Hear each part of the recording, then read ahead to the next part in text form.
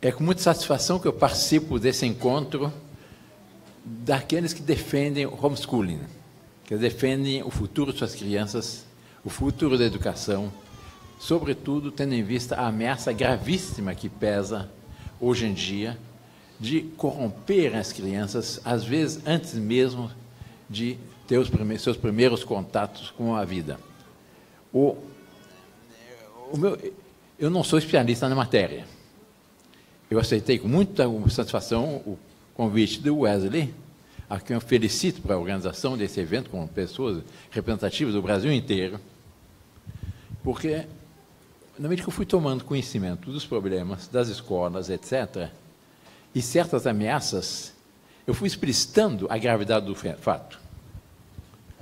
Os primeiros, o que mais me impressionou logo no início, a respeito da importância do homeschooling, foi um caso de uma família nos Estados Unidos, da Califórnia. Eles tinham 8 filhos.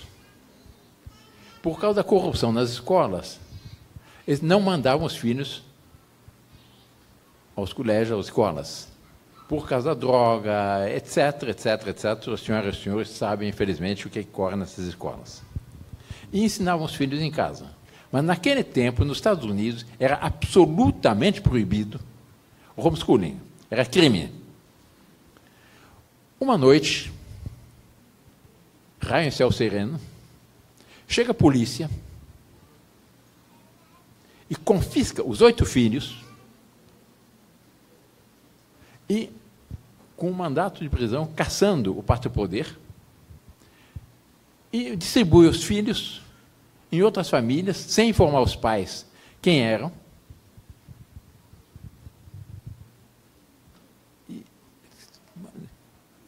Ele é muito esperto.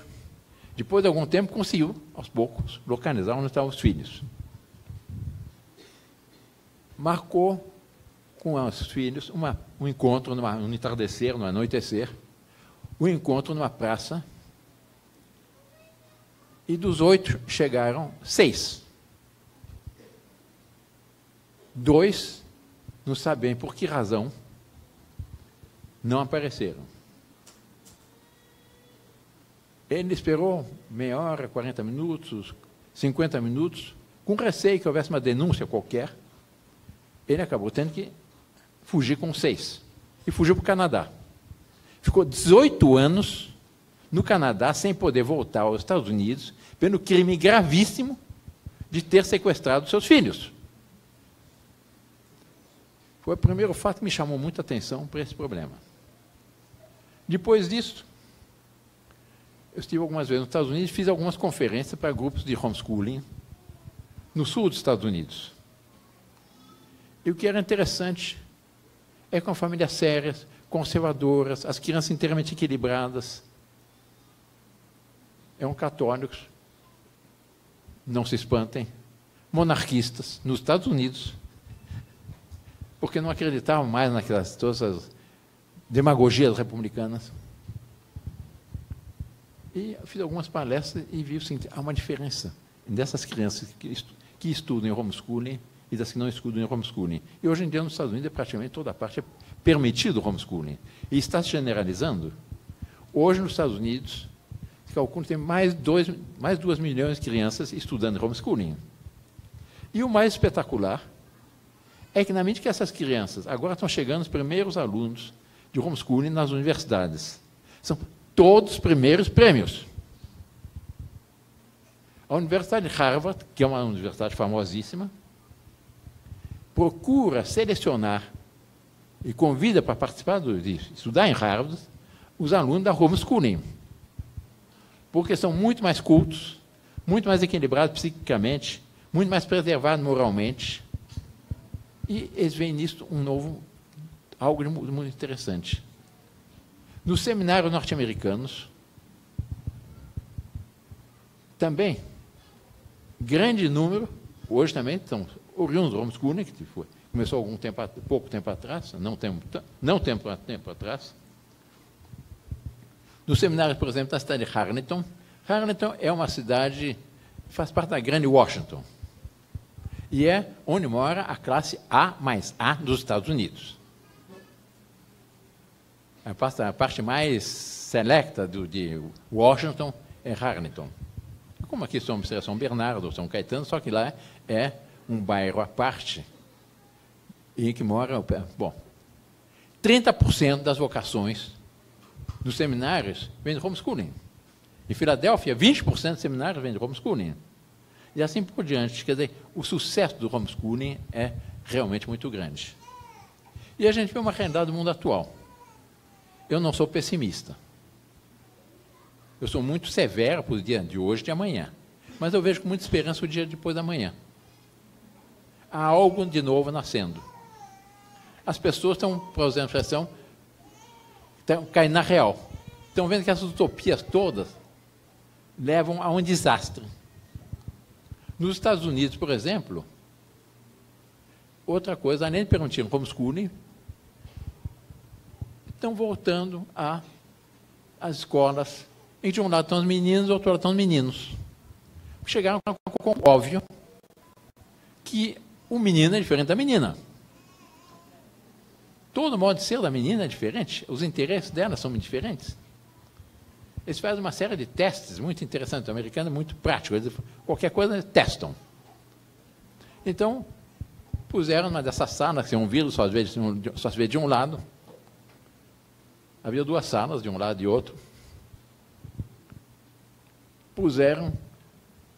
Deram para as meninas e para os meninos exatamente os mesmos brinquedos. É uns carrinhos.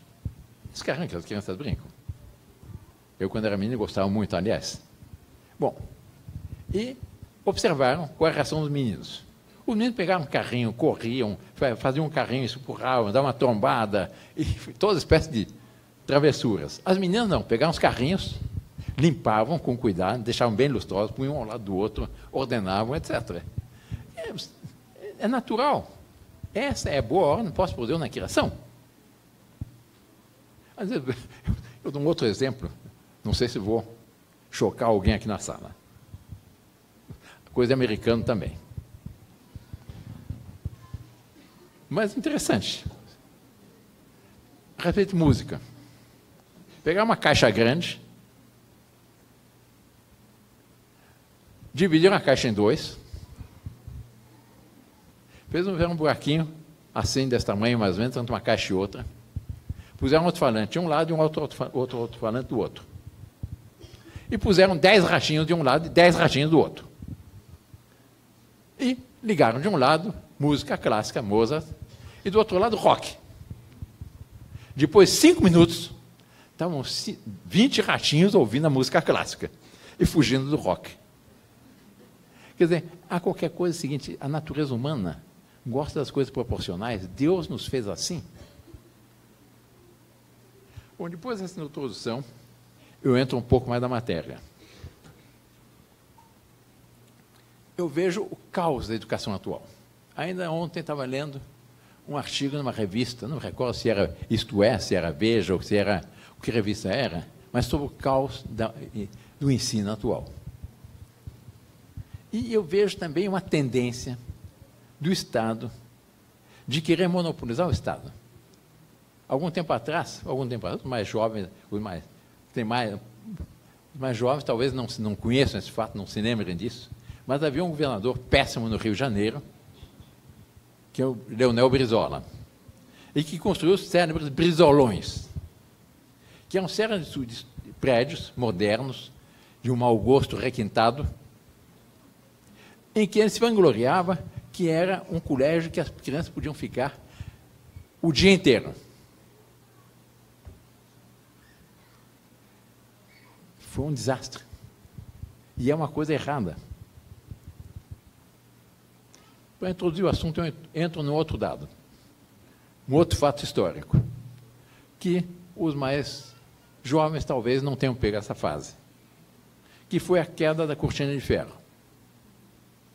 O fim, o desmoronar daquele império completamente antinatural, império, daquela tirania, foi a pior tirania da história, custou 110 milhões de vidas à humanidade, a imposição do comunismo.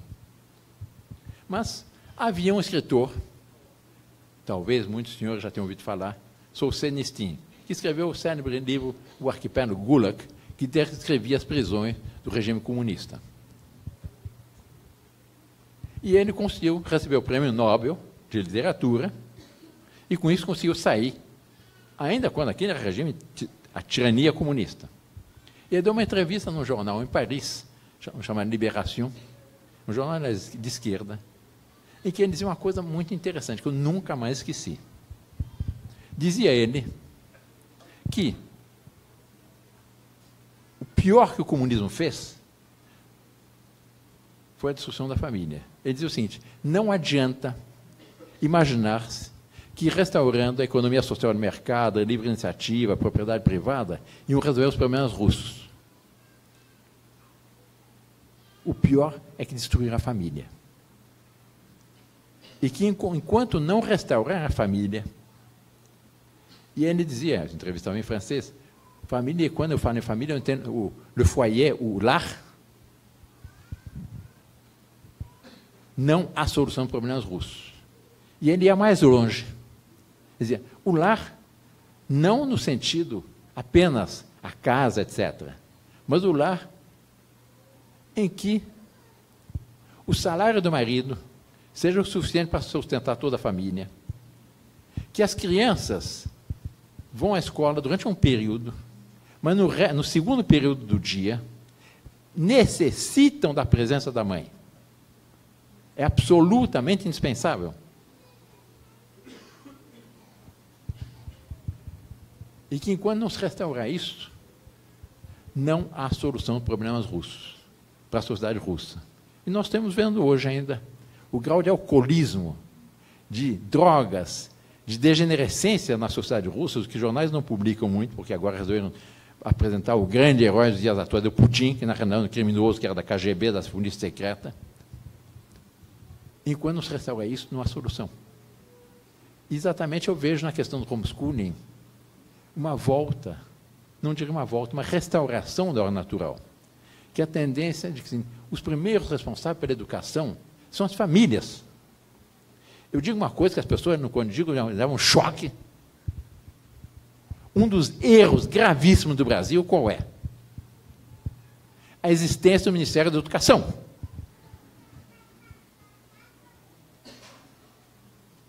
Antigamente, havia Ministério da Instrução. Mas quem deve educar são os pais, a mãe e o pai. Isso é absolutamente fundamental. E o Estado usurpa um dos direitos mais fundamentais das famílias, criando o Ministério da Educação. Nós temos, em vez de ter uma educação que respeite a ordem natural, que respeite a formação religiosa, etc., dizem que nós estamos no Estado laico, então o Estado não pode ter preferência por nada. Qual é o resultado? Nós temos uma falsa religião dominando o ensino no Brasil. Por quê? Porque são materialistas, comunistas, e o comunismo não é apenas um sistema político e econômico, é muito pior do que isso. É uma seita. O Papa Pio XI, numa encíclica Divini Redentores, diz claramente: o comunismo é uma seita. Ele tem uma concepção do homem que se opõe à concepção cristã.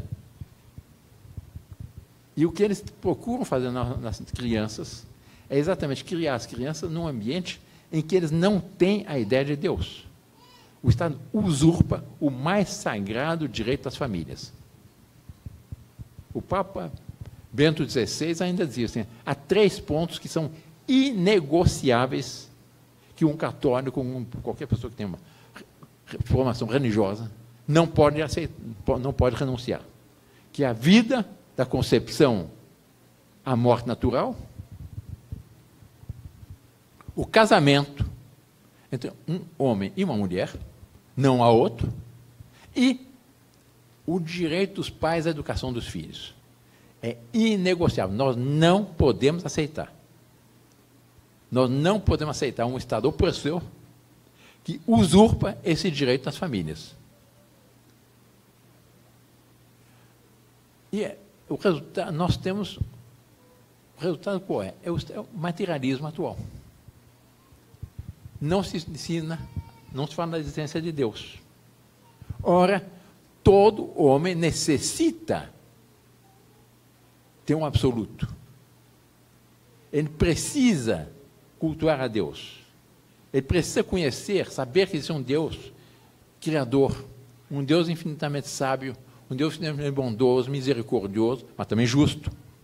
Ele necessita disso. Está no nosso ser.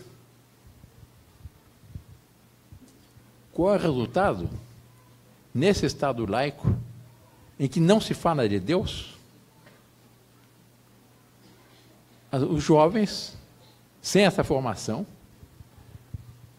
eles vão procurar uma outra alternativa, a droga. Porque todo homem tende para a transcendência. Se ele não tem um Deus transcendente ao qual deve cultuar, respeitar, ele vai cair na droga. Mais cedo ou mais tarde cai na droga. Daí o aumento terrível da droga hoje no Brasil. Para terem ideia do que seja o problema, não sei se deve haver catarinenses aqui.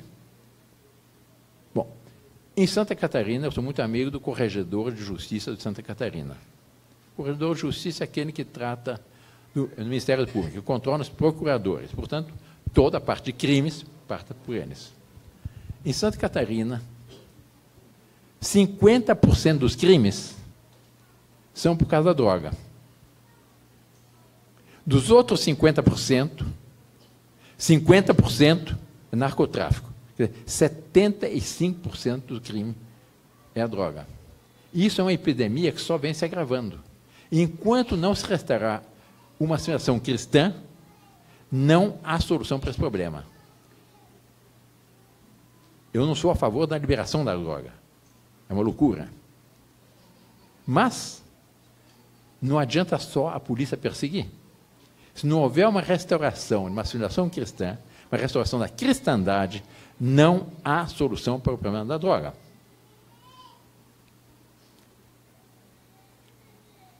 Por quê? Porque o natural das pessoas é procurar a transcendência. Ele não encontra uma sociedade vazia, sem Deus, cai na droga. Essa é a triste realidade. Mas qual é a causa disso tudo? A causa mais profunda. Hoje nós assistimos então, um choque entre duas concepções a respeito do homem, da civilização, da cultura e até da organização do Estado. Uma é a nossa concepção cristã. Eu, graças a Deus, sou católico e, como deve ter visto, eu já me fiz várias referências a Deus Nosso Senhor nessa palestra, é que eu não sei pensar fazendo a abstração de Deus. Pensar fazendo a abstração de Deus é tão absurdo quanto querer ver fazendo a abstração da luz. Como é que eu vou entender a realidade se eu nego o Criador? Mas são concepções em duas concepções. Uma é a nossa concepção cristã, católica, no meu caso. Outra é a concepção laica. Um é o Estado que reconhece a Deus Nosso Senhor, que cultua a Deus Nosso Senhor, que sabe que, assim como todo homem foi criado para conhecer, amar e servir a Deus Nosso Senhor, em consequência disso salvar a sua alma, e que as demais coisas foram criadas por Deus Nosso Senhor para que nós nos utilizemos delas o tanto quanto isso nos seja conveniente para realizar nosso fim último, que é a glória de Deus. E assim deve ser toda organização social, de cima a baixo, inclusive do Estado.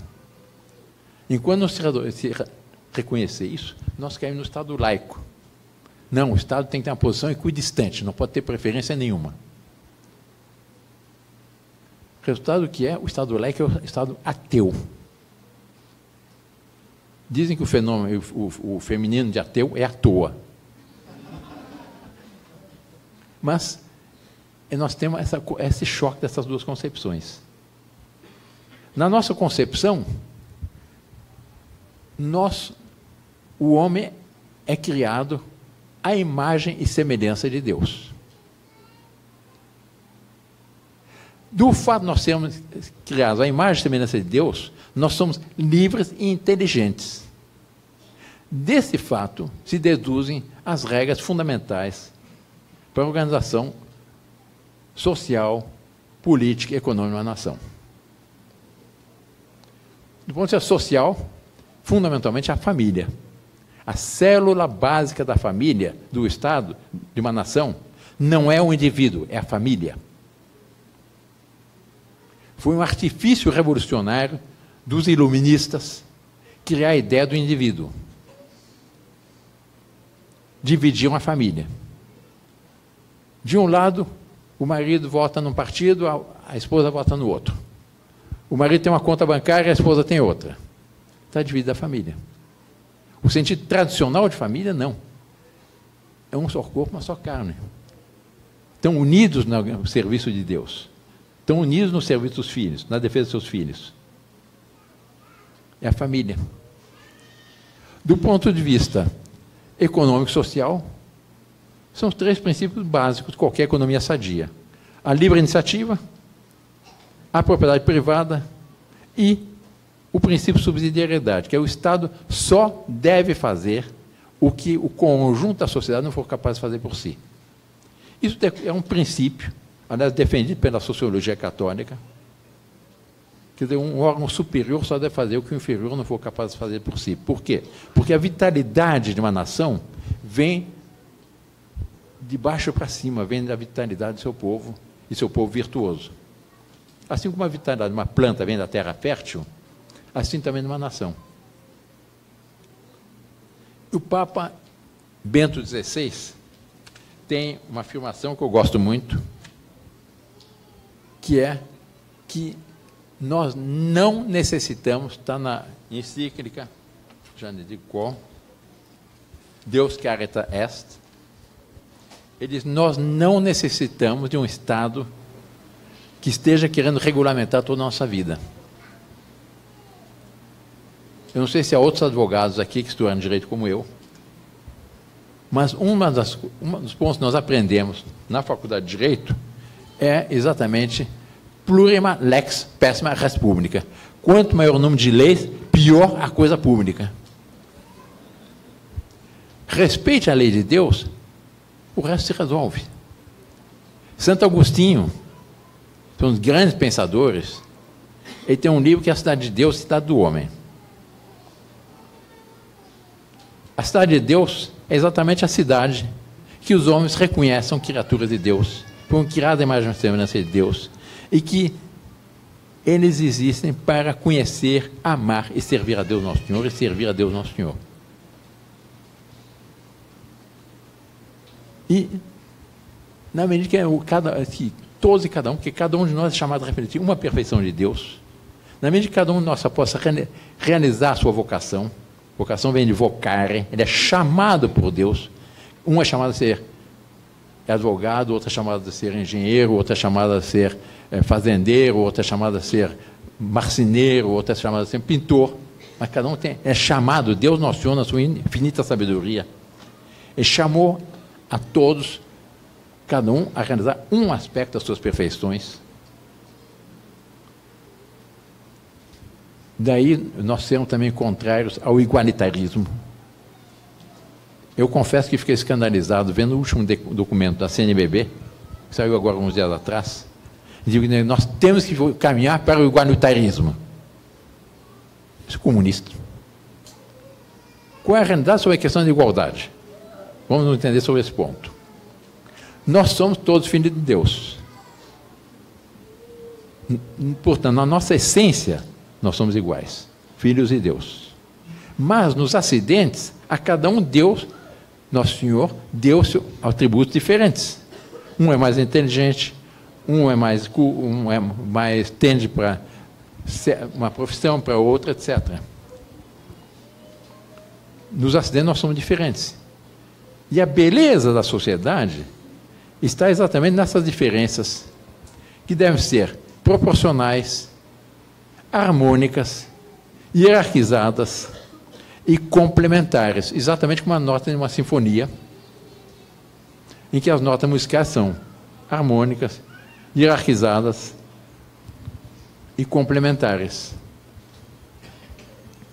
Se a igualdade fosse um padrão de perfeição, como os comunistas e certos esquerdistas sustentam, devemos ter que caminhar para a igualdade, qual seria a música mais bonita? A sirene da ambulância. Uma nota só. A beleza da sociedade está exatamente em que todos e cada um possam realizar aquele plano maravilhoso que Deus Nosso Senhor teve desde toda a eternidade a propósito de cada um de nós. E a missão do Estado, segundo a nossa visão católica, nossa visão cristã, qual é? Organizar a vida em comum, a vida virtuosa em comum. Não é mais do que isso. Não é mais do que isso. E enquanto se respeitou esses princípios, em que exatamente a sociedade tinha em vista a glória de Deus, as coisas funcionavam. Todas as maravilhas. Nós vemos as maravilhas da cristandade. Quando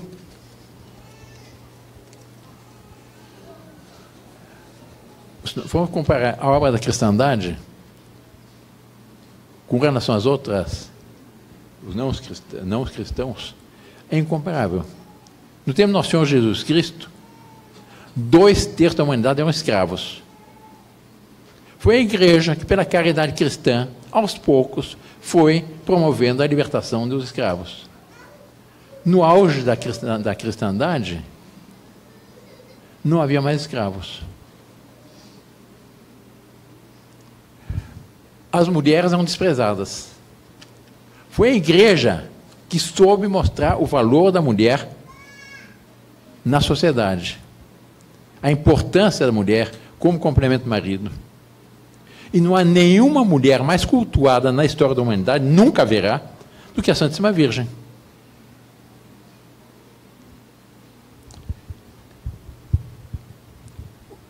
Alfabetização. Antigamente, só uma pequena elite sabia escrever, ler e escrever. Quem foi? Foi Carlos Magno, o grande imperador, e o monge Alcuino, que generalizaram as escolas.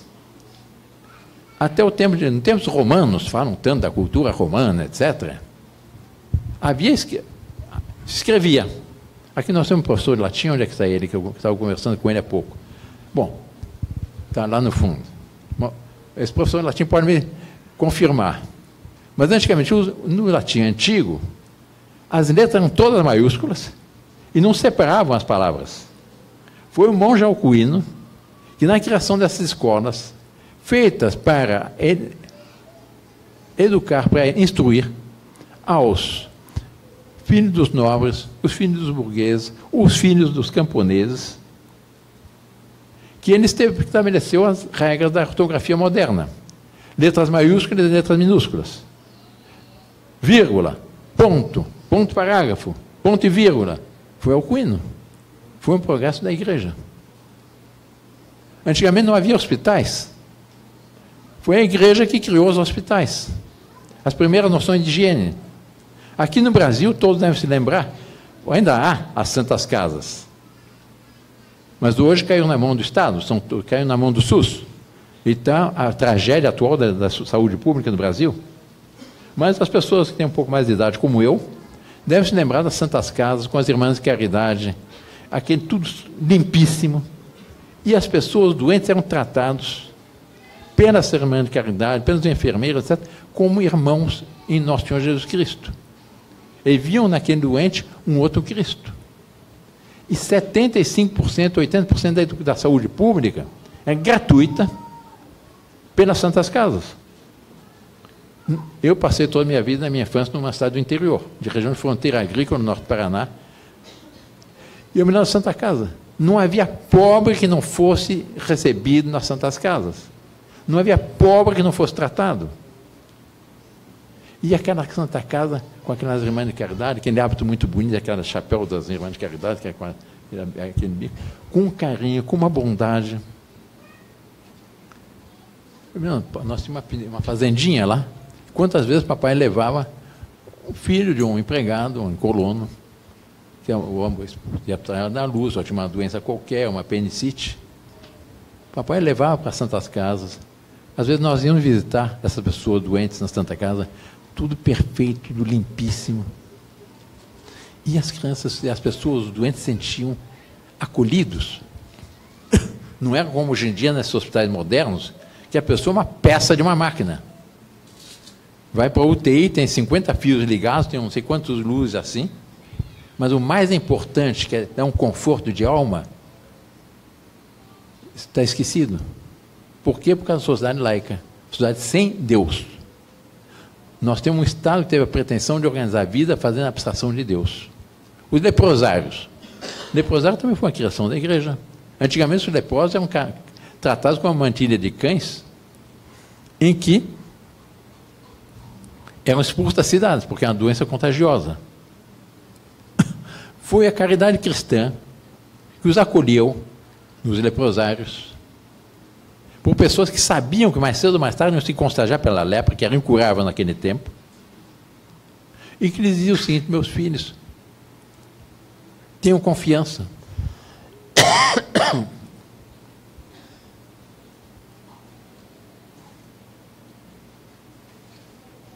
Vocês também são filhos de Deus.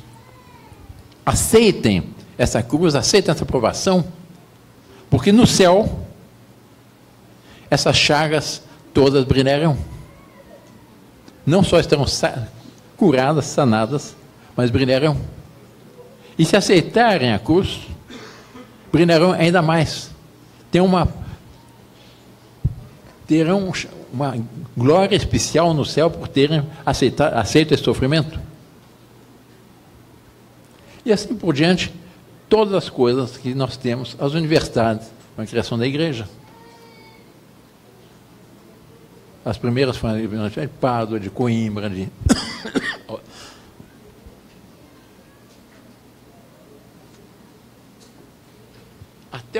Até os inventos, o aço, foi a igreja. As próprias bebidas, a cerveja, os licores, tudo vem dos conventos. Quer dizer, quando uma sociedade aceita a Deus Nosso Senhor, se deixa inspirar por Deus Nosso Senhor, essa sociedade floresce. Quando a sociedade volta as coisas para Deus, vem a tragédia. Não, dizem que a igreja é contra os bancos. Você já ouviu pessoas dizerem isso. É contra o lucro. Não é. Basta considerar a parábola dos talentos, em que o Senhor, nosso Senhor, é uma parábola do nosso Senhor Jesus Cristo, reprovou aquele que não fez os talentos produzirem. Não cobrou, não tirou alguma vantagem dos talentos que foram confiados. A igreja contra os bancos. Os primeiros bancos da história, quais foram? O Monte Pio, criado pelos franciscanos. Foram os primeiros bancos que houve na história. Alguns de não, foram os templários, não foram. Os templários eram as letras de câmbio. Banco como banco, foram os franciscanos, que criaram um sistema pelo qual as pessoas depositavam as suas economias para ter um certo lucro, para ter uma certa capital, para passar os seus anos mais quando ficassem velhos. E é normal. Quer dizer, a beleza da sociedade resultou do quê? Da cidade de Deus. Aqui nós rezamos todo dia no Padre Nosso, quando dizemos: venha nosso vosso reino, seja feita a vossa vontade, assim na terra como no céu. Na medida que nós realizamos o desejo de Deus, em Deus, temos todo o esplendor. O que nós temos hoje? Um Estado que voltou as costas para Deus, que teve a pretensão, aliás, como na Torre de Babel, de viver como se Deus não existisse, de superar-se e pôr-se como Deus. Qual o resultado disso? Se eu tiro a Deus, Nosso Senhor, do panorama, quem é o Deus? É o Estado. E nós temos um Estado moderno que julga que é Deus, que quer regular toda a nossa vida até os mínimos detalhes e que tem uma agenda profundamente contra a lei de Deus. Essa é a realidade do atual. e que se julga no direito de legislar sobre absolutamente tudo. Sobre a vida, sobre a família, sobre as crianças, sobre a educação, sobre absolutamente tudo. Não há mais liberdade. Nunca houve tanta tirania quanto nos dias atuais com esse Estado laico. Quer dizer, o Estado que não aceita a ideia de Deus e que tem a pretensão de organizar-se como se Deus não existisse. O resultado disso, inevitavelmente, é que se atrai para o governo aos medíocres, a instabilidade, a tirania, o caos e a corrupção. Eles perguntam, não foi isso que nós vimos no Brasil recentemente? E essa seita vermelha, que foi posta, enxotada agora, não existe mais. Mas, resolveu o problema? Não. Ainda eu vi, alguns dias atrás, o governo federal, mais uma vez, voltou a introduzir a ideologia de gênero nas escolas. Apesar de todas as audiências públicas que foram feitas no Brasil a respeito dessa questão, a maioria foi contra. Eu não conheço um município em que fizeram uma audiência pública sobre a questão de ideologia de gênero que o lado, esse que tem a pretensão de impor essa barbaridade, essa monstruosidade que a ideologia de gênero tenha vencido. Não conheço. Pelo contrário, os brasileiros se manifestaram a favor da família. Mas o Estado faz questão de impor essa abominação. Porque nós temos um Estado, como eu disse, que usurpa a Deus Nosso Senhor, que não respeita a lei de Deus, não respeita a boa ordem posta por Deus na criação. Deus Nosso Senhor, na sua infinita sabedoria, pôs uma ordem na criação. Aqui certamente deve haver algum médico. O que faz um bom médico?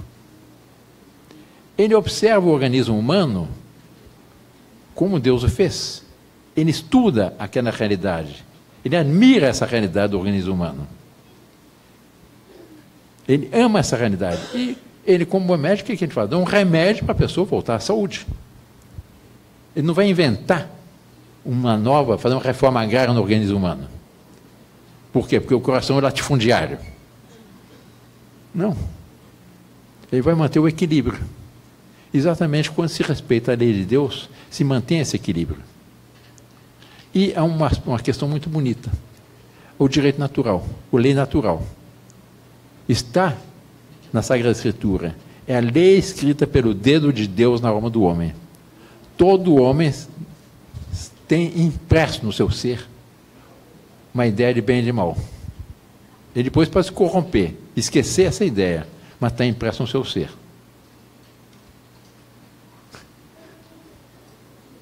Eu quase que não resisto a fazer uma pequena confissão pública aqui. Eu, quando era menino, tinha 4 anos,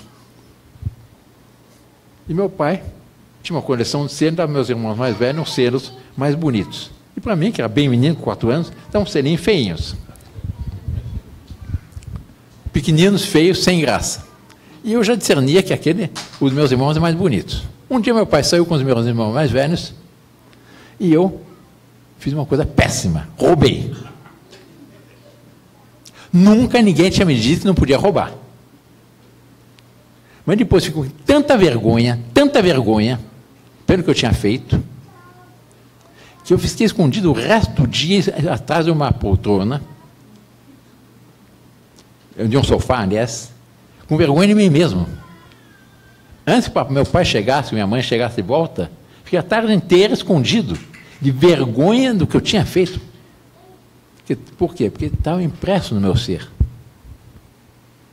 Não pode roubar, não pode pecar contra a castidade, não pode desejar a mulher do próximo. Essa lei natural está codificada no quê? No 10 mandamentos da lei de Deus. Santo Agostinho diz exatamente isso.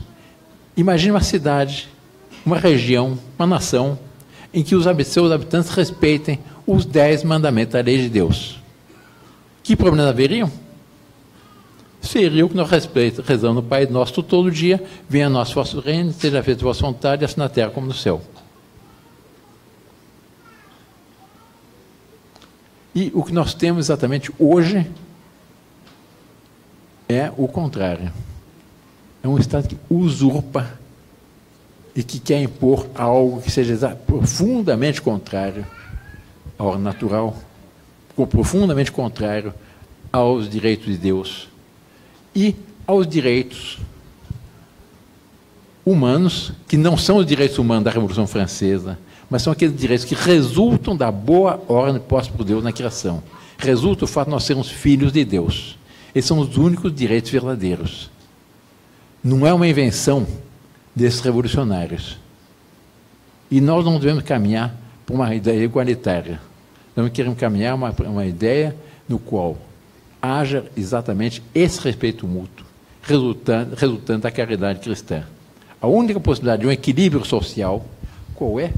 É resultado da caridade cristã, que é uma sociedade em qual que haja o amor de Deus sobre todas as coisas e o amor ao próximo como a si mesmo, por amor de Deus. Essa é a caridade cristã. Sem isso, eu repito, não há solução para problemas modernos. E nós temos um Estado usurpador.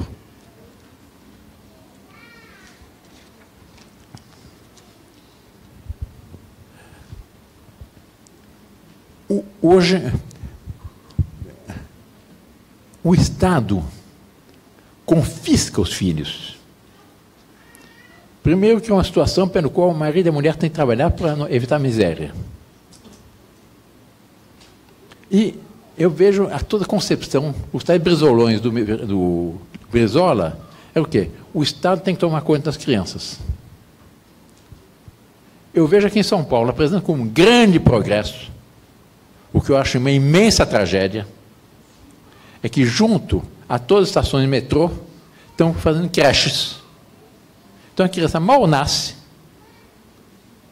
alguns dias depois, já entrega numa creche. A funcionários públicos.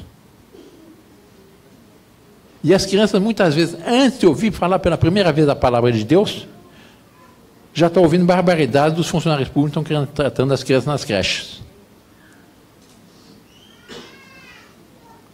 Vão para a escola, a mesma coisa, mas é educação absolutamente ateia. Pior, mas uma educação que tende a corromper. Nós temos exatamente o seguinte, porque é no colo da mãe e no exemplo do pai que as crianças têm a primeira ideia de Deus.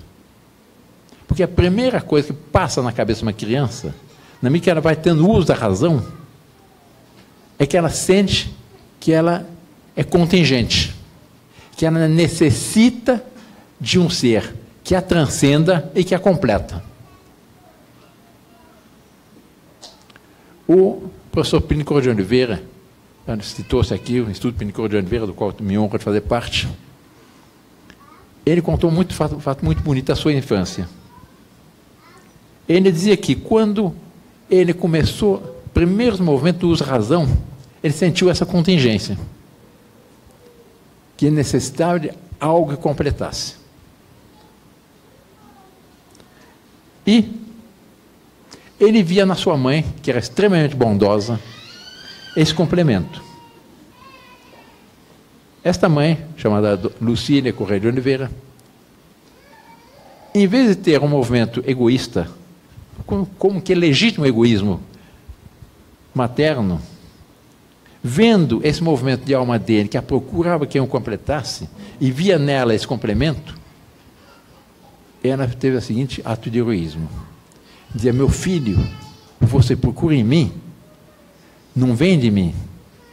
E apontava uma imagem do Sagrado Coração de Jesus. Que a primeira ideia de Deus que ele teve foi exatamente graças a essa sabedoria materna que lhe apontou que quem deveria completá-lo, quem deveria resolver o seu problema, a sua contingência, e fazer com que ele tivesse o sustento para a sua vida, era Deus Nosso Senhor. Era o Sagrado Coração de Jesus. Assim é a sociedade. Hoje em dia, não. Hoje em dia, a criança não aprende a amar a Deus logo no início. Ela está na creche. Com alguns meses já está na creche. entregue a funcionários públicos. Pouco depois do nascimento, já são precocemente psicologizados por funcionário do Estado. Depois, sexualizados por funcionário do Estado. Eu tenho uma família amiga na cidade do interior aqui de São Paulo. Muito boa pessoa, muito católico. E tem vários filhos. Tinha uma filha que é muito boa menina. Eu tenho só uns 11 anos, talvez, nessa ocasião. 11, 12 anos. E a mãe percebeu que a criança estava um pouco estranha. É uma criança afetuosa, fácil, etc. De repente, a criança estava perturbada. Ela ficou preocupada, evidentemente. E assim passaram um dia, 2 dias, e a menina, coitada, estava perturbada. Ela, procurando saber qual era o com a menina, foi examinar os livros de escola da menina. E viu um livro, menina de 11 anos, de educação sexual, com as coisas mais escabrosas que tinham sido dadas na escola. Ela foi reclamar na escola, falar com a diretora. A diretora mandou chamar a orientadora. E ela disse, eu não posso permitir que me ensine essas monstruosidades para minha filha. Isso aqui não só é errado, não só é uma coisa inadmissível para qualquer idade, mas vai ensinar isso para uma menina de 11 anos, não tem capacidade de discernir as coisas, vai perturbar a cabeça da minha menina está completamente perturbada. Eu proíbo que ensine isso a minha filha. Aí, não, mas o currículo obriga. Mas eu proíbo.